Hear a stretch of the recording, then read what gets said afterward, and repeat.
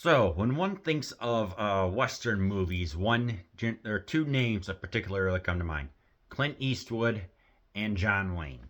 Now, I don't know much about John Wayne movies. I've seen a couple: True Grit, The Cowboys, and there's also Stagecoach. I have not seen Stagecoach, but lo and behold, I also realized that there was one called The Wings of Eagles from 1957. So this one's kind of dedicated to my grandpa. So there was a part of the movie I remember. I'm gonna move that toe. I'm gonna move that toe. When after falling down trying to attend to one of his daughters downstairs, Frank O'Hara's back gets damaged, and it takes him 8 months to be able to generate enough power from the brain through the vertebrae all the way down to move a toe. Commander Frank Spigweed was a pioneer aviator, renowned screenwriter whose works include John Ford's They Were Expendable and A Man of War.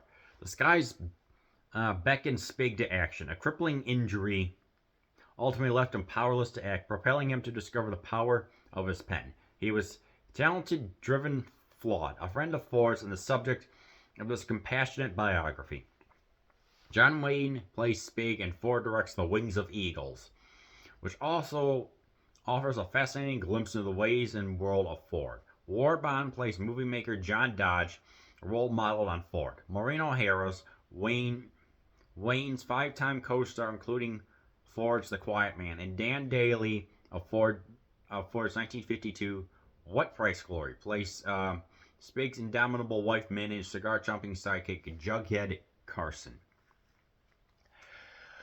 This is not a war propaganda movie. This is the biography of a man who, was in the war. We also get to see him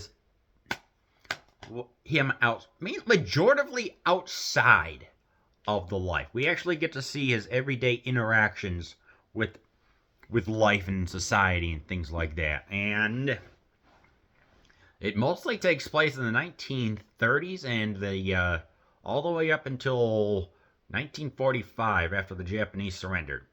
And it is a well-made, good tribute to a very, I don't know much about Frank Spig myself, but apparently he was able to direct movies, and that trio apparently had a connection going on. It is made in a way that this movie feels epic in a 1950s way. In a 1950s way, it was have the music going on, have some humor, but also at the same time be constantly moving forward, because America at the time was the superpower. I mean, you can even tell by the lighting and the shade and the photography and certain lens and things like that. This is a 1950s movie, but there's still some humor in it. It's like where Wayne, who actually does manage to say, like, hey, I've never, he's flown an airplane, but he's never landed in the water. So what does he do? Because the army are trying to say, we're going to win this yearly race. They decide to get a little early action going on by taking an army and flying him around. Runs out of gas a little bit through. It's like, hey, watch this landing. And it's like, I'm going to land in water just to prove a point.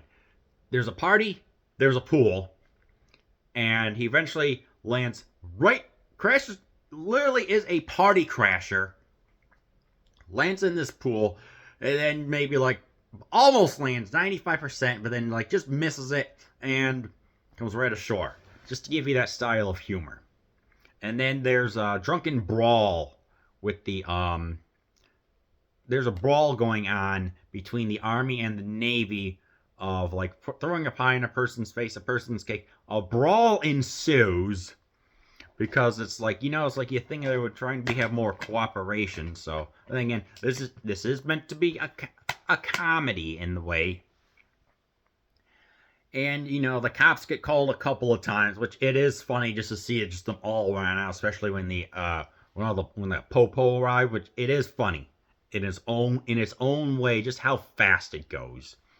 But my but my personal favorite is like when he's laying down on this bed. They're saying, because it's like, hey, this may go against military regulations, medical ethics, but you could put a little bit of like a couple drops of alcohol inside. What was it? Some water, some juice, or something like that, just to help him out.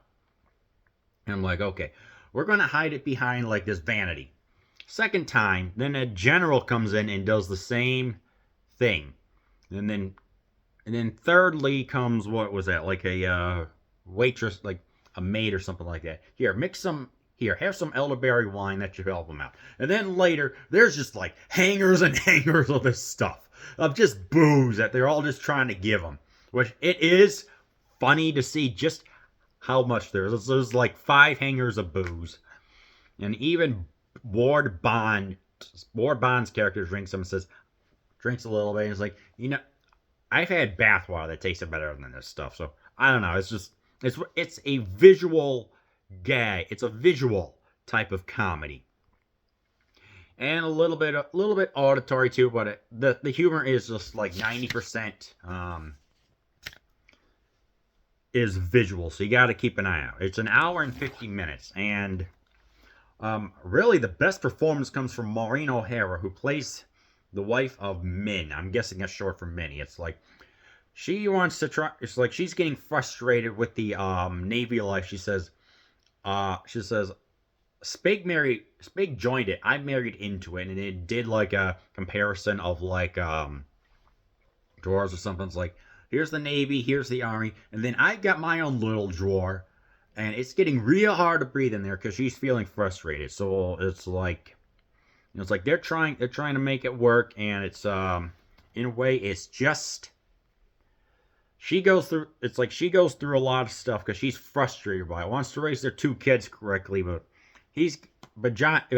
Frank is just living a John Wayne lifestyle, drinking, gambling, and stuff like that. And ultimately, I think what happened was when he does manage to injure his back, they do divorce or whatever. So it's a real, true blockbuster, 1950s blockbuster.